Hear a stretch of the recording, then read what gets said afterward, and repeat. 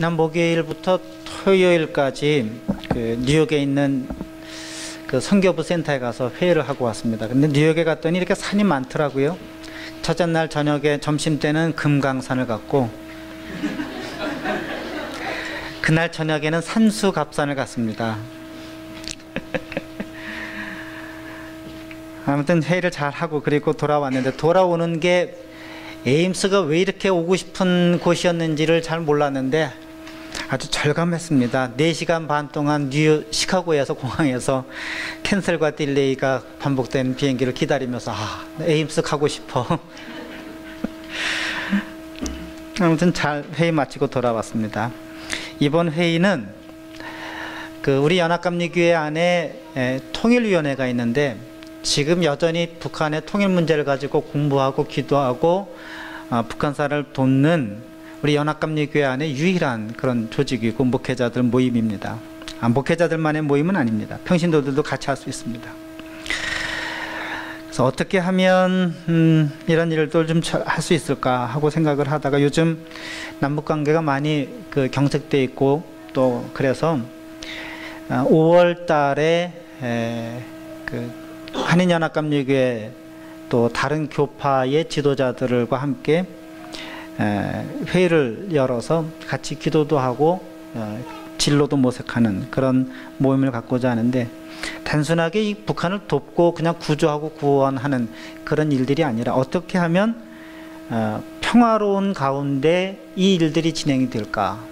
사실은 남북이 통일되는데 방법은 한 대 때려주고서 통일하는 방법도 있고, 다른 사람들 다 몰아내면서 통일하는 방법도 있는데, 어떻게 하면 같이 살 수 있는 그런 길을 모색할 수 있을까 하는 그런 주제입니다. 그래서 이번 회의의 주제가 피스 컨퍼런스입니다. 그래서 어떻게 하면 평화롭게 남과 북이 교류하고 통일의 길을 갈 수 있을까 하는 그런 내용이었습니다. 지난주에 눈 때문에 많이들 못 오셨죠. 그래서 길이 미끄러워서 많은 분들이 못 올 줄라고 생각했는데 예상했던 것보다 많은 분들이 왔어요. 그래서 그 나름대로 또 은혜도 있고 의미 있는 그런 예배였습니다. 사실은 매주가 사실은 은혜롭고 의미 있는 그런 예배죠. 오늘 예배를 시작하면서 저 뒤에 이제 앉아있던 분들에게 앞자리로 옮겨가서 앉으시라고 그렇게 말씀드렸어요. 그것도 앉아주시겠어요 말씀하지 않고 앉으세요 그랬습니다. 그랬더니 반응들이 여러 가지세요. 그냥 아무 말 없이 픽 웃으면서 앞자리에 가는 사람, 움직이지 않는 사람, 예하고 가는 사람, 가면 가죠 이렇게 하는 사람. 근데 그분들의 반응뿐만 아니라 그분들을 보는 다른 사람들의 반응도 참 여러 가지였습니다. 제가 여기 에임스 사랑의 교회에서 목회한 지만 6년이 됐고, 연합감리교회 정회원 목사고, 기독교 대한감리회에서 목회를 10년 해서 정회원 목사가 되고, 그런 담임 목사가 와서 앞자리에 가서 앉으라고 하는데도 반응들이 이렇게 갖가지였거든요. 그런데 옷을 잘 차려입지는 않았을 거예요. 그렇다고 해서 거지처럼 그렇게 입지는 않았을 겁니다. 그런데 어떤 랍비 한 사람이 와서 이스라엘 역사 속에서 한 번도 이루어지지 않았던 일, 희년이 이 땅에 이루어질 거다. 희년이라고 하는 것은 이제 이스라엘 사람들은 땅은 다, 재산은 다 하나님 거라고 그렇게 생각을 했어요. 그래서 내가 갖고 살아가는 것은 내가 점유할 뿐이고 사용할 뿐이지 이건 다 하나님 거다 하는 그런 개념, 관념이 분명했습니다. 그런 의미는 어떤 사람이 돈을 잘 벌고 부자가 돼서 다른 사람 재산이나 다른 사람 땅까지 다 사들여서 부자는 계속 부자가 되고 가난한 사람들은 계속 가난한 그런 사회가 되지 않고, 어느 누구나 가나안 땅에 들어가서 살았던, 분배받았던 그 땅을 소유하면서 살 수 있도록 하는 그런 생각, 관념이, 신앙적인 관념이 분명했지요. 근데 사람이 그럴 수 있나요? 살다 보니까, 시간이 지나다 보니까 실수해서, 실패해서, 또는 사업이 안 돼서, 그렇게 해서 땅도 팔고 재산도 팔고 집도 팔고 심지어는 자기 자신의 몸까지 팔아서 종이 되는 일들이 비일비재하게 일어났습니다. 이런 일을 7년이면 6년 지나고 7년째는 되돌려라.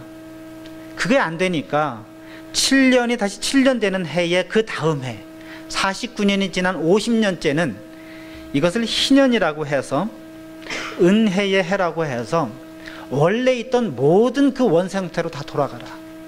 자유인이었던 사람들은 다시 자유인으로 돌아가고, 땅을 많이 가졌던 사람들은 자기 땅이 아니었던 것을 원래 땅 주인에게 다 돌려주고, 남의 집을 그 뭐라고 그러죠? 빚 대신 이렇게 잡는 거?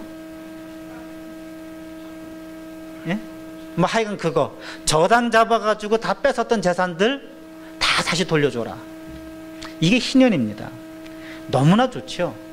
근데 이 희년이 한 번도 이스라엘 역사 속에서 이루어지지 않았습니다. 근데 갈릴리의, 그것도 나세렛이라고 하는 작은 동네에 회당에 와서 어떤 한 랍비가 이것이 이루어질 거다, 그리고 이 일이 지금 듣는 여러분들의 귀에 이루어질 거다 라고 얘기했을 때 그 안에서 듣던 사람들의 반응이 어땠을까요?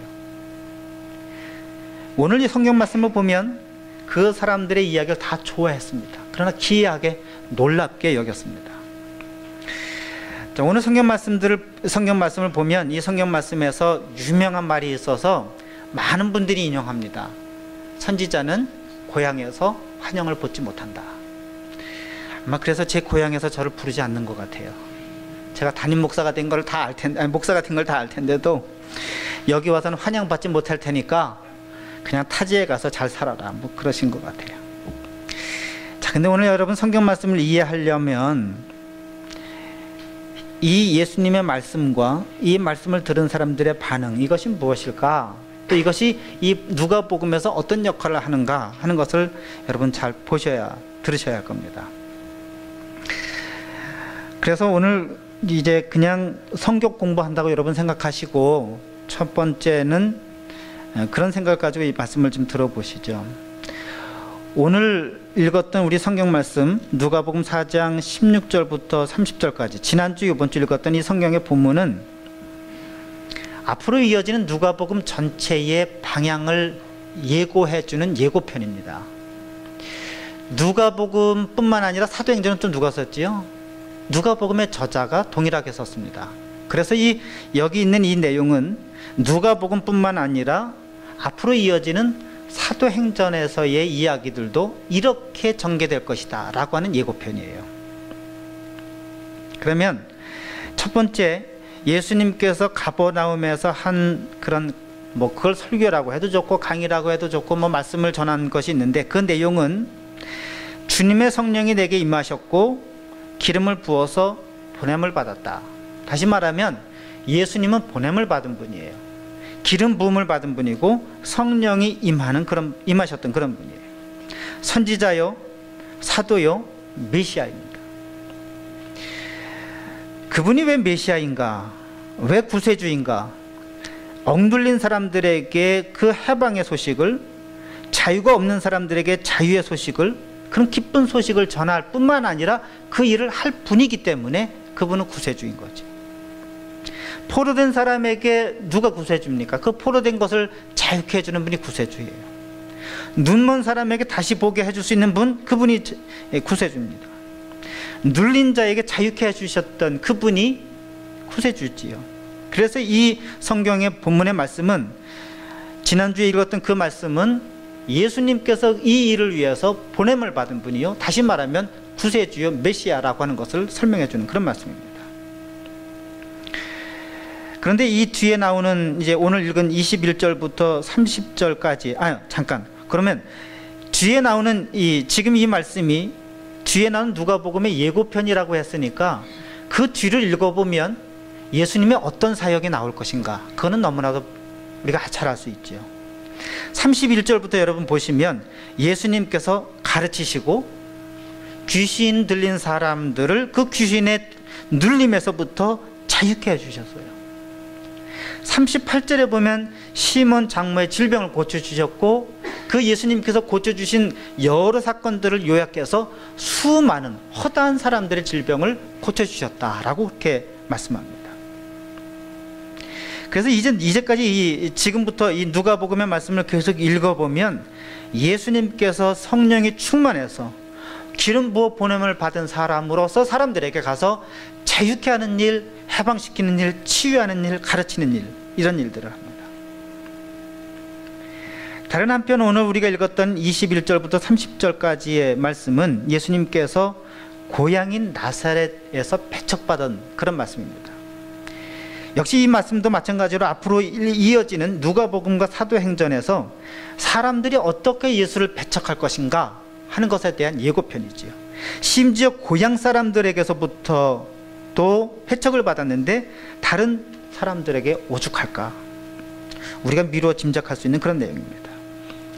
자, 그런데 오늘 이 예수님께서 고향에서 배척당했다는 이야기는 마태, 마가, 누가복음에서 다 등장합니다. 근데 이 세 복음서를 비교하면 누가복음이 마태와 마가와 다른 이야기를 기록하고 있어요. 그것을 보면 누가 공동체와 함께 신앙생활했던 그 누가 공동체 사람들에게 무슨 말씀을 전하는가, 또는 우리들에게도 이 누가복음을 통해서 어떤 메시지를 전하는가 하는 그 의도를 알 수 있습니다. 첫째, 비교해보면 마태, 마가복음과는 길이가 다릅니다. 마태복음에는 이 이야기가 13장에 나오는데 54절부터 58절까지예요. 4절. 마가복음에서는 6장 1절부터 6절까지 나오는데 5절, 6절. 내용이 똑같습니다. 길이가 굉장히 짧습니다. 비하면 누가복음은 매우 길고 내용이 많습니다. 두 번째는 이 사건이 기록된 마태복음과 마가복음과 누가복음에서의 그 위치가 다릅니다. 이것은 똑같은 사건, 똑같은 이야기를 마태와 마가와 누가가 서로 다른 편집의 의도를 가지고 편집했다고 하는 것을 보여주는 거죠. 자, 여러분, 마태복음과 마가복음에서는 이 이야기가 어디 나오냐면 예수님께서 흔히 오병이어 사건이라고 보리떡 5개와 물고기 2마리를 가지고 사람들을 먹였던 그 이야기들의 이야기군들, 그 사건 하나만이 아니라 그 사건과 연결된 많은 다른 사건들, 그 사건들과 앞과 뒤에 나옵니다. 마태복음에서는 14장 13절부터 16장 22절까지가 큰 이야기 한 덩어리예요. 근데 그 이야기의 처음에 예수님께서 배척당하실 것이 나옵니다. 그리고 맨 마지막에는 베드로의 고백이 나오죠. 마가복음에서 이 오병이어 이야기는 6장 30절부터 8장 26절까지 큰 이야기 속에 나옵니다. 여기서도 역시 마찬가지로 예수님께서 오해당하고 오해받고 배척하고 또 그러나 제자들이 고백하는 이야기 속에 이 사건이 있습니다. 다시 말하면 작은 한 사건보다도, 그래서 이것을 큰 한 덩어리로 읽으면 마태복음과 마가복음에서는 사람들이 배척했고 사람들이 예수님을 오해했고, 그러나 예수님을 진정으로 알고 깨달은 사람들은 예수님께 대한 믿음의 고백을 했다고 하는 것을 알 수 있습니다. 이 마태복음의 저자는 그런 구도를 가지고 예수님의 이야기를 사람들에게 전한 겁니다. 그래서 마태복음과 마가복음에서는 사람들이 예수님을 배척했다, 예수님이 사람들로부터 배척받았다라고 하는 이야기가 주요한 메시지입니다. 자, 그런데 누가복음에서 오병이어 사건을 쭉 찾아서 읽어보시면 누가복음 9장에 나옵니다. 그런데 오늘 이 나사렛 고향에서 예수님께서 배척받았다고 하는 그 이야기는 그 사건과 결부되지 않고 예수님의 사역 초기에 기록이 되어 있습니다. 그래서 이 이야기는 마태, 마가와 기록한 그 의도와 누가복음의 의도는 다르다 하는 것을 알 수 있습니다. 뿐만 아니라 마태복음, 마가복음에서는 예수님께서 오병이의 기적을 벌였던 그 기적 이야기조차도 아주 간략하게, 간소하게, 그 여러 가지 이야기를 하고 있는데 누가복음에서는 이것을 아주 간략하고 간소하게 생략해서 설명하고 있습니다. 이렇게 누가복음이 나사렛에서 처음 예수님께서 배척했던 사건을 예수님의 공생애에, 사역에 처음 이렇게 위치시킨 것은 앞으로 이야기되는 여러 가지 이야기들 속에 드라마로 치자면 예고편과 같은 역할을 그렇게 삼기 위해서 누가복음의 첫 부분에 사용한 겁니다. 그래서 이 누가복음 4장에 있는 말씀은 누가복음과 사도행전 전체의 서론이지요. 그래서 예수님이 전한 복음이, 근데 이 마태복음과 마가복음과 다른 것은 이 예수님께서 전하신 이 복음과 예수님이 유대인들에게서 배척받아서 이방인들에게 갈 것이라고 하는 그 예고를 해주는 겁니다. 마태복음과 마가복음에서는 그냥 유대인들이 예수님의 말씀을 배척한 것으로 끝나는데, 이 누가복음과 사도행전에서는 예수님의 복음이 유대인들이 배척해서 이방인들에게로 전해졌다. 그 덕분에 우리도 복음을 들을 수 있게 됐던 그런 은혜로운 감사한 이야기죠. 마찬가지로 사도 바울이 나가서 소아시아나 로마에 가서 복음을 전할 때도 마찬가지입니다. 복음을 받아들인 유대인들도 있었지만 대부분의 유대인들이 예수를 받아들이지 않았기 때문에 사도 바울이 그러면 나는 이제 유대인들에게 가지 않겠다. 나는 이제 이방인들에게 가서 복음을 전하겠다 라고 그렇게 해서 이방인들에게로 가서 전하는 그런 일들이 사도행전에도 기록되어 있습니다. 또 왜 이런 얘기를 이제 누가복음에서는 길게 인용했을까? 그 이야기 중에 하나가 이제 오늘 우리가 읽었던 엘리사 이야기, 엘리야 때의 이야기입니다. 말씀을 받아들인 사람들은 과연 누구일까? 오늘 이 말씀을 읽으면서 엘리야의 기적, 엘리사의 기적, 이것보다도 더 사실은 중요한 것은 그렇게 그 사람들이, 선지자들이 찾아왔을 때 그 선지자들을 맞이했던 사람들의 반응입니다.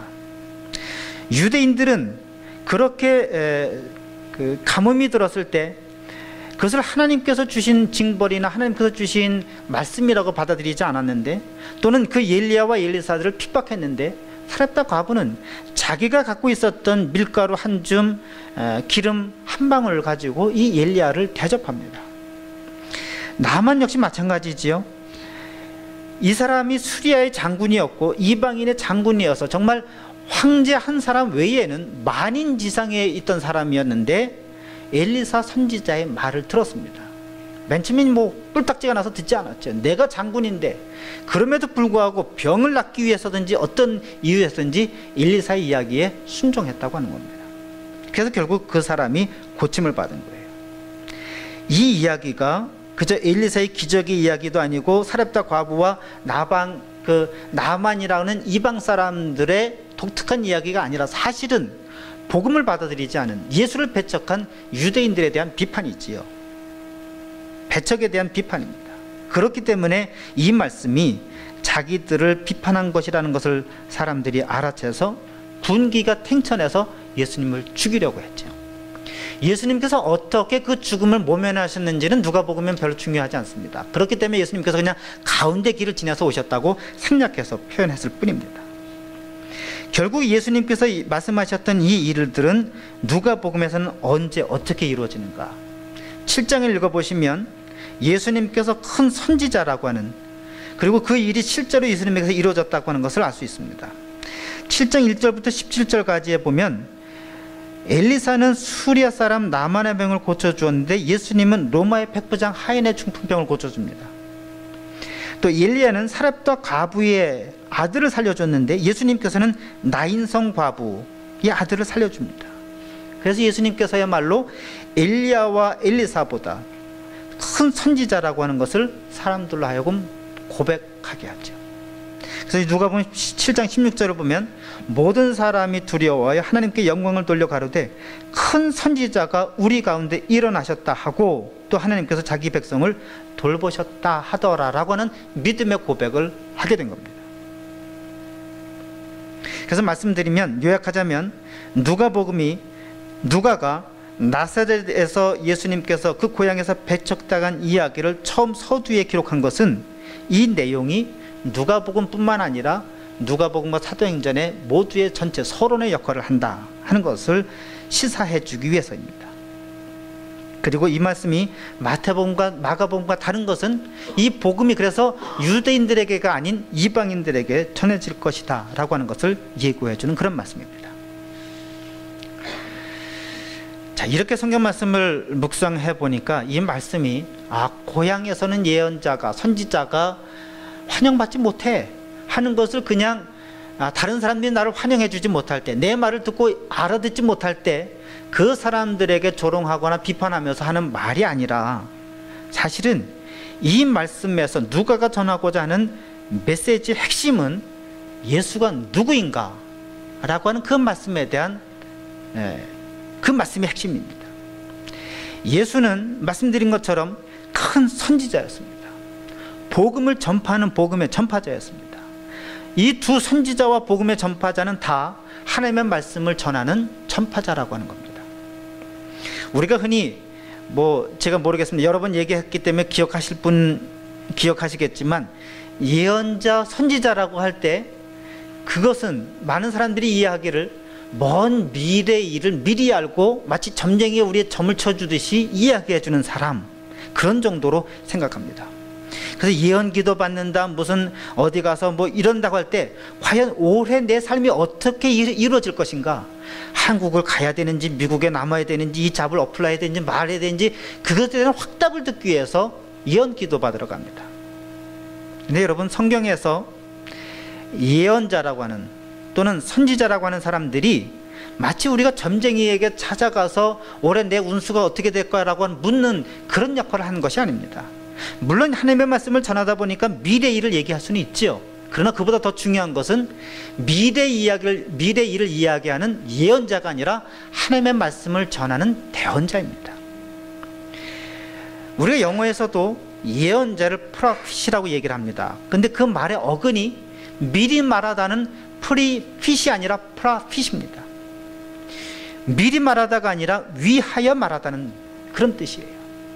그래서 이것은 예언자는 또는 선지자는 미리 말하는 자가 아니라 하나님을 위하여, 하나님의 말씀을 위하여, 하나님의 백성을 위하여 하나님의 말씀과 뜻을 전달하는 사람입니다.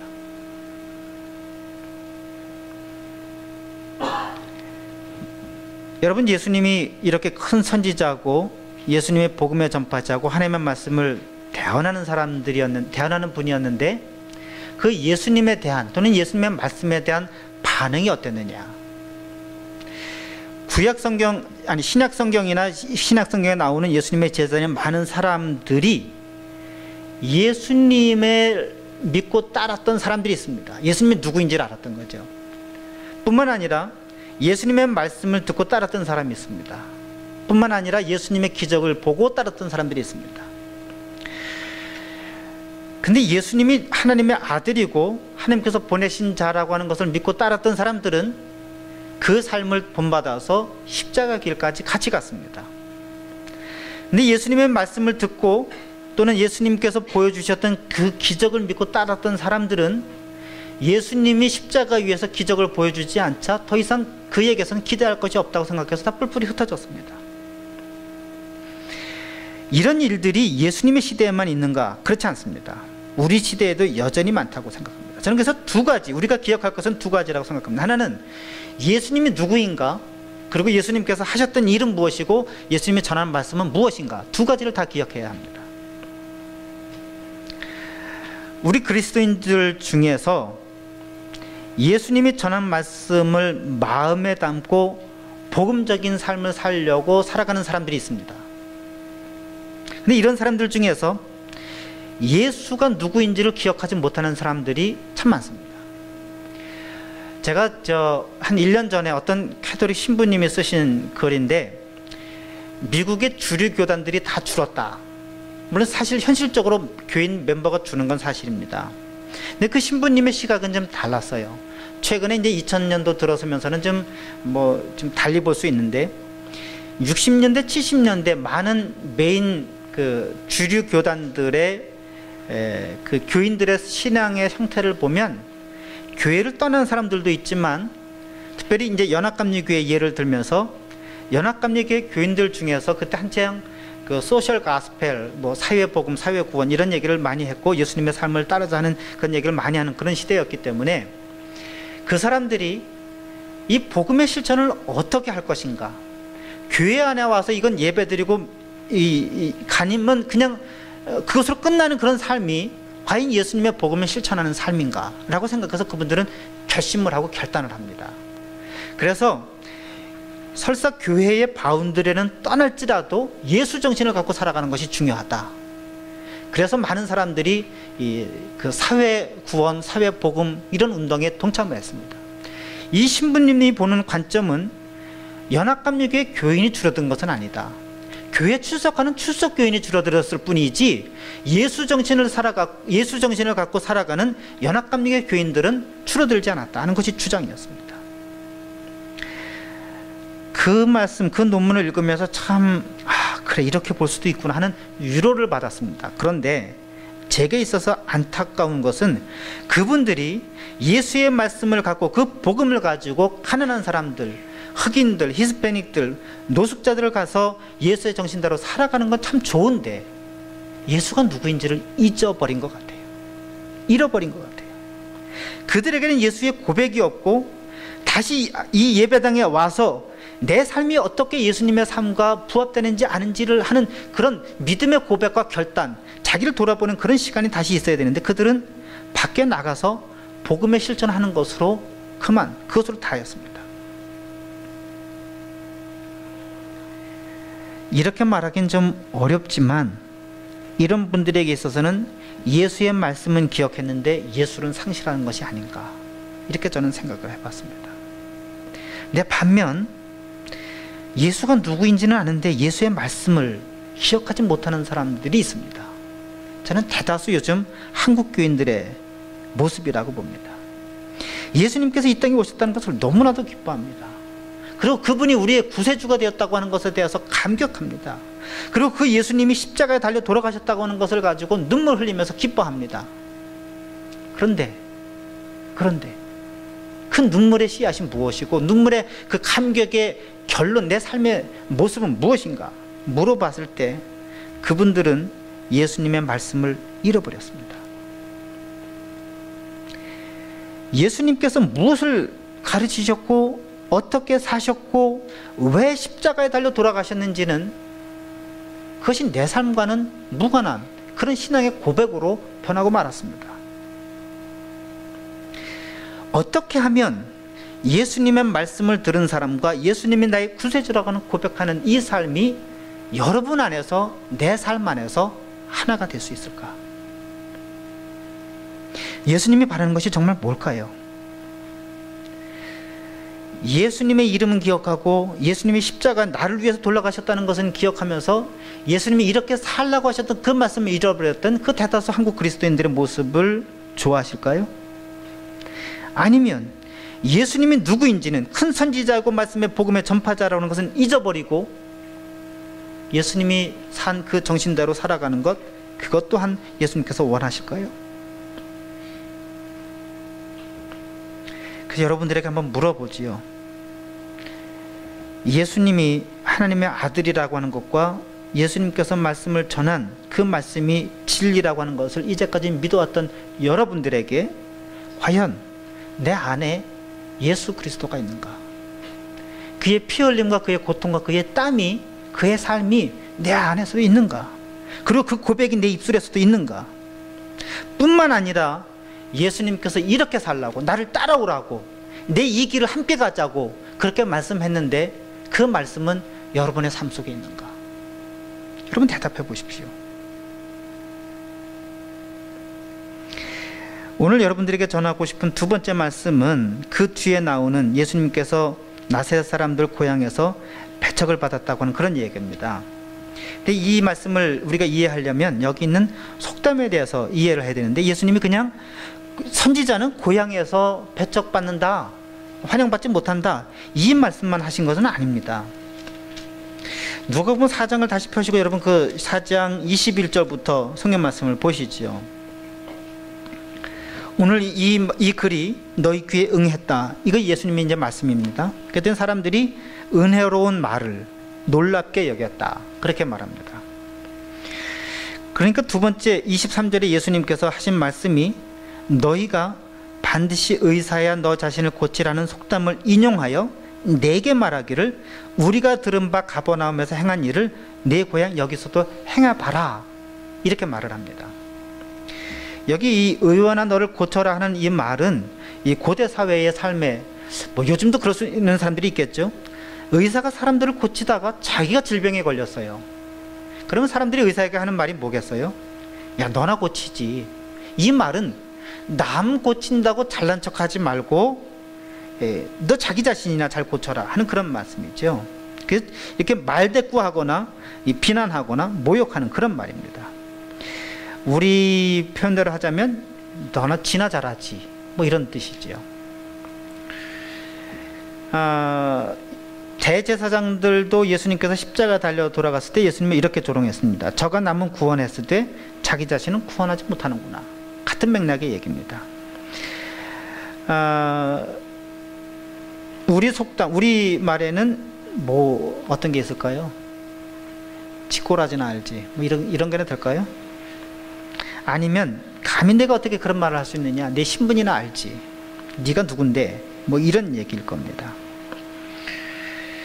그런데 거기 보면 예수님께서 하신 말씀이 우리가 들은 바, 우리라고 하는 건 유대인들입니다. 가버나움에서 행한 일을 내 고향 여기에서도 행하라 라고 얘기합니다. 이 말을 하는 이유가 의사야 내 자신을 고쳐라는 그 속담을 인용하면서 예수님에게 이렇게 요구를 한다고 하는 거예요. 이 말은 무슨 뜻일까요? 이거 그냥 조롱하는 말로는 이게 이해가 되지가 않죠. 그리스 로마 시대의 그 고전 문학에도 이런 의사야 내 자신을 많이 고쳐라, 내 자신을 고쳐라는 이야기가 많이 인용됐습니다. 이것은 어떤 때 사용했냐 하면 다른 사람들에게 좋은 일을 할 때에 자기 가족이나 자기 친구나 가까운 사람들에게도 좋은 일을 해라, 그걸 거부하지 말라, 그런 뜻입니다. 자기와 관련된 사람들에게 좋은 일을 베풀면서도 반대로 다른 사람에게도 그런 좋은 일을 하는 것을 잊어버려서는 안 된다 하는 그런 얘기예요. 의사야 내 자신을 고치라 하는 얘기는 내 자신이라는 것이 아까 그런 모욕적인 비난할 때는 자기 자신이나 자기 일이나 잘하지 이런 뜻도 되지만, 의사가 다른 사람은 고치면서 자기 가족들, 자기 친구들, 심지어는 자기 자신을 못 고치면 그거는 말이 안 된다, 이런 얘기입니다. 그러니까 예수님께서 이미 그 나사렛에 있는 사람들이 예수님께서 이미 가버나움에서 어떤 일을 하셨는지를 아는 거예요. 그러니 그 가버나움 먼 데 있는 동네 사람들에게 했던 그런 좋은 일들을 여기 고향 나사렛 와서도 베풀어라, 해라, 그런 얘기예요. 이 속담을 인용하면서 예수님께서 가버나움에서 무슨 일을 했는지는 우리는 알 수는 없죠. 그러나 사람들이 이미 소문으로 들었습니다. 알기에는 이미 예수님께서 치유를 하셨거나 기적을 베풀었거나 어떤 특별한 가르침을 주신 거예요. 그 일을 의원아, 너 자신을 고쳐라. 왜 다른 데 가서는 좋은 일 하면서 고향에서는 좋은 일을 하면 안 되니? 라고 얘기하면서 예수님에게 요구했다라고는 그런 얘기입니다. 근데 예수님께서 이르시되 진실로 내가 이르노니 선지자가 고향에서는 환영받을 자가 없느니라. 사실은 이것은 예수님께서 이 사람들에게 사람들의 요청을 반대하는, 부정하는, 거부하는 그런 말씀이죠. 근데 이 얘기도 역시 마찬가지로 그리스나 로마 시대에도 비슷한 경험이 있었답니다. 모든 철학자는 고향에서 살기 힘들다. 고향 사람은 알지 못한다. 이런 말씀을 예수님께서 조금 버전을 바꾸어서 선지자가 고향에서 환영받는 자가 없다 라고 하는 그런 말씀을 한 거예요. 이 말씀은 그렇기 때문에 내가 무슨 일을 했을 때 사람들이 잘 이야기 알아듣지 못하면 그래 역시 맞아, 선지자는 고향에서 환영받지 못해 라고 하는, 그냥 인용하는 것은 좀 의미를 퇴색하는, 잘 알지 못하고 성경을 인용하는 그런 예일 겁니다. 자, 그런데 오늘 이 말씀을 들었을 때 사람들이 어떤 반응을 보이냐면 처음에는 놀랍게 여기다가 화가 났습니다. 놀랍게 여긴다고 하는 것은 예수님의 말씀을 듣고 좋다 나쁘다가 아니라 어떻게 이런 이야기를 라고 하는 정도의 이야기입니다. 그런데 그 이야기가 이제 좋은 쪽으로 이렇게 기울어졌어야 되는데 그 사람들은 이 이야기를 듣고 화가 났습니다. 왜 화가 났을까? 보통 예수님의 말씀을 듣고 사람들이 보이는 반응은 세 가지입니다. 성경에서 거부하고 배척하거나 놀라워하거나 또는 예수님의 말씀을 듣고 수용하고 믿고 따르거나. 여기 있는 나사렛 사람들은 예수님의 말씀을 듣고 놀라워하다가 그것이 믿고 따르는 것으로 기울어지지 않고 예수님을 거부하고 배척하는 것으로 기울어졌습니다. 왜 그렇게 됐을까? 많은 사람들이 여기 이 말씀, 그게 요셉의 아들이 아니냐라고 하는 것 때문에 선입관이나 고정관념, 강박관념, 이것이 중요하다라고 그렇게 말씀들 합니다. 그러나 이 본문이 선입견이나 고정관념에 관한 주제가 아니라고 하는 것은 이제 말씀을 들으셨으면 아실 겁니다. 한 번도 이스라엘의 역사에서 이루어지지 않은 그 일이 오늘 너에게 이루어졌다고 했을 때 사람들이 이루어지는 것이 좋았을까? 물론 가난한 사람들이니까 다시 재산을 되찾을 수 있다고 하는 것에 대해서 다 사람들이 좋아했을 겁니다. 근데 그 말을 오늘 너희가 이 말이 이루어졌다고 했을 때 좋게 여기다가 과연 그것이 이루어질까? 라고 사람들이 받아들이지 않습니다. 요즘 우리도 마찬가지죠. 이제 통일에 관한 회의를 하고 왔으니까 그 생각이 났습니다만, 예전에 문익환 목사님이 돌아가시기 전에 이미 통일은 이루어졌다라고 말씀했습니다. 근데 그것을 듣고 많은 사람들이 저는 너무 이상주의자 아니야? 빨갱이 아니야? 심지어 그렇게까지 얘기했습니다. 어저께 회의에서도 가서 보니까 이상주의자 있고 현실주의자 있고, 물론 다행히 거기는 같은 뜻을 가지고 모였으니까 반대론자는 없었습니다. 우리 이 교회 한 200명, 300명 들어가는 교회 크게 부흥할 테니까 뭐 교회 건물 접읍시다. 이거 오늘부터 시작할 수 있습니다. 라고 얘기할 때 그 이상을 쫓고 따르는 사람이 있는가 하면 현실주의자들은 그게 되겠어요? 반대론자들은 안 됩니다. 반대합니다. 근데 여러분, 우리가 어떤 것이 필요할까? 이상과 꿈이 현실주의자들에게는 맞지 않을 겁니다. 또는 이상주의자들에게는 현실주의자들이 너무나도 고집스럽고 고단해 보일 겁니다. 답답해 보일 겁니다. 특별히 젊은 여러분들에게는 무엇이 필요할까요? 꿈이 없으면 젊다고 할 수 있을까요? 아닙니다. 예수님께서 우리에게 보여주신 것처럼 이 말씀이 지금 너희 귀에 이루어졌다고 해서 갑자기 종이 자유인이 되지 않았습니다. 있었던 땅의 원주인대로 돌아가지 않았습니다. 다른 사람이 저당 잡아서 있던 그 집이 내 집이 되지는 않았습니다. 필요한 건 뭡니까? 예수님의 말씀을 듣고 내가 그렇게 살겠다고 하는 그 일을 나도 이루겠다고 하는 의지적인 결단이 필요한 거 아니겠습니까? 통일은 이루어진다라고 하는 그런 이상적인 꿈이 꿈으로 그친다고 하는 것은 내가 노력하지 않으면 그냥 그것은 이상과 꿈으로 그칠 수밖에 없습니다.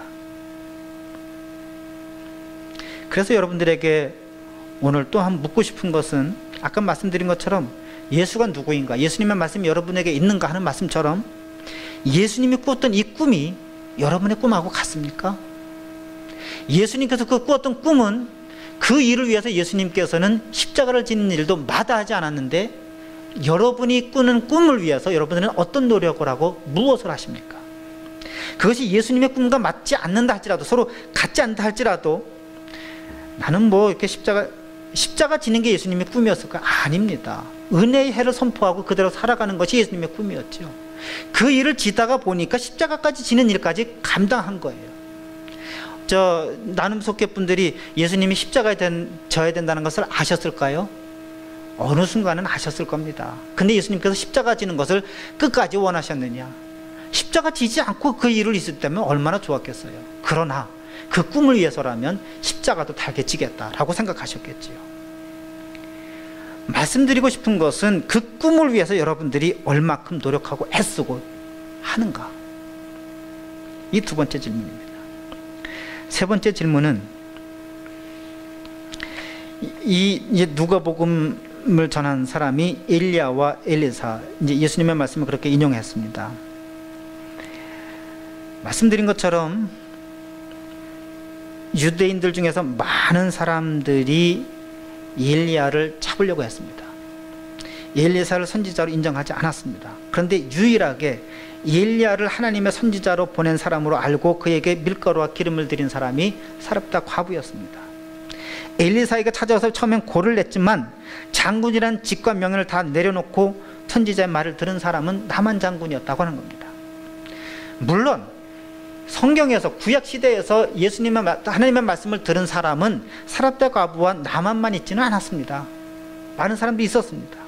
그런데 이렇게 유대인들 중에서 많은 사람들이 예수님을 거부할 거다, 배척할 거다 라고 했을 때, 그 말을 들을 때 어떻게 반응을 보여야 할까요? 그러니까 유대인들이 그랬으니까 당연히 그랬다라고 결정적으로 얘기할 것이 아니라, 너희들이 나를 배척할 거다라고 하는 얘기를 들었을 때에도 그렇다면 그 말을 내가 듣는다면 어떻게 들어야 되겠습니까? 정말이요? 그럴 리가요? 예수님의 제자들처럼 그렇게 대답해야 되겠습니까? 아니면 여기 있는 나사렛 사람들처럼 그래 구원이 이방인들에게 간다고 우리는 안 줄 거야? 라고 하면서 예수님을 화내서 죽이려고 해야 되겠습니까? 세례 요한을 찾아온 사람들처럼 그러면 제가 무엇을 해야 되겠습니까? 혼나면 혼을 낸다고 나를 혼내는 사람을 비난할 것이 아니라, 그럼 내가 어떻게 해야 되겠습니까? 무엇을 고쳐야, 내가 어떻게 삶을 바꿔야 내가 그 구원의 자리에 예수님의 말씀대로 살아가는 그 삶에 들어가야 되겠습니까? 라고 물어야 되지 않겠습니까? 그래서 여러분, 오늘 제가 세 번째 여러분들에게 묻고 여러분의 대답을 요청하는 말씀은 바로 그런 겁니다. 오늘 제 설교를 듣고 나서든지, 책을 통해서든지, 성경 말씀을 듣든지, 어떤 말씀을 통해서든지 하나님의 말씀을 듣고 깨달아야 한다면 깨닫지 못하는 이유가 뭘까? 그 말씀을 내 것으로 내 마음속에 받아들이신 이유가 뭘까? 저는 제 결론은, 제 경험을 통해서 보면, 상황이 절박해서도 아니고, 내가 지식이 많아서도 아니고, 또는 직장이 안 잡혀서도 아니고, 내 안에 내가 너무나도 많기 때문에 그렇습니다. 그 조성모라고 하는 사람이 부른 노래잖아요. 근데 그건 조성모가 가사 지은 게 아니고 누구죠? 원래 그 가사, 하덕규 집사님이 지은 거예요. 지금은 기독 무슨 대학교에서 CCM 강의하고 계시죠. 그분의 신앙 고백이에요. 그분이 제가 워싱턴에 있을 때 오셔서 찬양을 불렀는데 뭐 키도 저만하고 노래는 살짝 못하더라고요. 그러니까 조성모한테 주니까 노래가 성공했죠.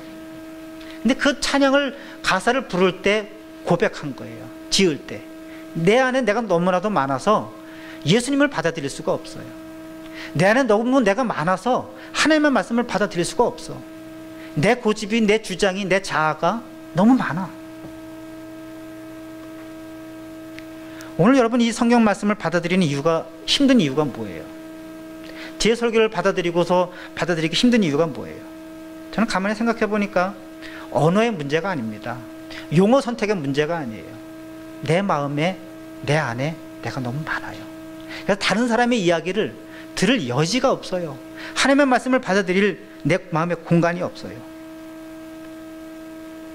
그래서 마지막 결론, 여러분들에게 드리고 싶은 말씀은, 내 안에 있는 나를 이번 주에는 어떤 자가 그렇게 많은지, 내 안에 있는 내 안에 무엇이 그렇게 많은지, 그래서 예수님을 받아들이고 예수님의 말씀을 받아들이기에 힘들게 하는 것이 무엇인지 여러분 생각해 보십시오. 그것이 저는 굳이 돈이다, 명예다, 욕심이다, 뭐 그렇게 말씀드리고 싶지 않습니다. 돈 필요하죠. 명예가 왜 나쁩니까? 물질이 왜 나쁩니까? 그렇지 않습니다. 저는 그것보다는 오히려 제 고백을 하자면 역시 마찬가지로 내 안에 있는 내 자아가 너무나도 큽니다. 그래서 이번 한 주 동안 내 안에 있는 내 자아를 어떻게 낮출 수 있을까? 어떻게 내려놓을 수 있을까? 이것이 저의 기도의 제목이지만 뿐만 아니라 여러분들의 기도의 제목이 되었으면 좋겠습니다. 기도하겠습니다.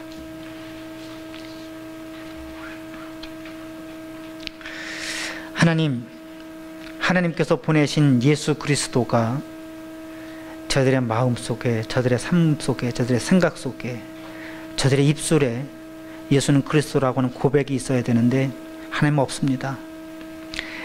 예수 그리스도의 말씀과 예수 그리스도의 가르침이 저들의 삶 속에 있어야 하는데 그 예수 그리스도의 가르침보다는 다른 가르침들이 너무나도 많습니다. 예수 그리스도의 말씀을 받아들이기가 힘들고 예수 그리스도가 하나님의 아들이 우리의 구세주라고 하는 것을 받아들이기가 너무나도 힘든데 돌이켜보니 내 안에 내 자아가 너무나도 많아서입니다. 주님, 바라고 원하기는 예수 그리스도와 예수 그리스도의 말씀을 받아들이기에 어렵게 하는 그 내 안에 있는 그 무엇을 이 한 주간 동안 내려놓게 하시고 예수 그리스도를 그리스도로, 구세주로, 우리의 메시아로 또 그 말씀을 따라 살아가는 삶의 여정이 내 삶 속에 이루어지기를 기대하며 한 주간을 시작합니다. 이 말씀이 저들의 삶 가운데 이루어지게 하옵소서. 예수 그리스도의 이름으로 기도드립니다.